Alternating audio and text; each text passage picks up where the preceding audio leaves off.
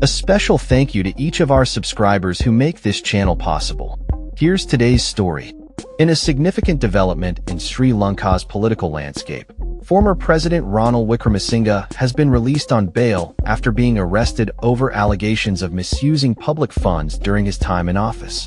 The court's decision, which came on Tuesday, follows a tumultuous few days marked by protests and accusations of political motivation behind his arrest. Wickremesinghe, who served as president until last year, was taken into custody last Friday, accused of improperly utilizing state funds to attend a graduation ceremony in London for his wife, following official visits to Cuba and the United States earlier this year. The allegations assert that Wickremesinghe spent approximately $55,000 of government money for the trip, which has sparked outrage among his supporters and opposition lawmakers.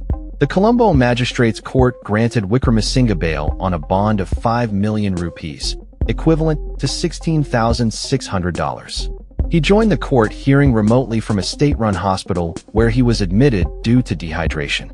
Supporters gathered outside the court, expressing their discontent with the government's actions. Many wore black clothing and waved flags, denouncing the arrest as a politically motivated attack by the current administration led by President Ranil Wickremesinghe. Protester Semarasiri Kirawudarachi, 69, voiced the sentiments of many, stating, "The government has failed to deliver the promises given to the people at the last year's election and is now trying to hunt down political opponents." The atmosphere outside the courthouse was charged, with supporters cheering and celebrating Wickremesinghe's release after the verdict was announced. Opposition politicians have condemned the arrest, claiming it poses a threat to democracy in Sri Lanka. In response, Transport and Highways Minister Bimal Rathnayake dismissed accusations of political revenge, asserting that the legal proceedings were conducted in accordance with the law.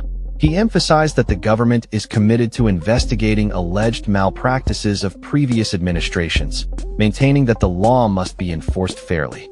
Wickremesinghe's case marks a historic moment as he is the first former head of state in Sri Lanka to face arrest on corruption charges.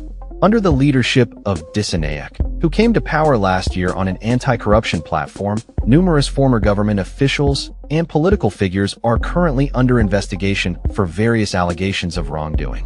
Wickremesinghe's political party, the United National Party, UNP, has defended him against the charges, asserting that he attended the graduation event on an official invitation.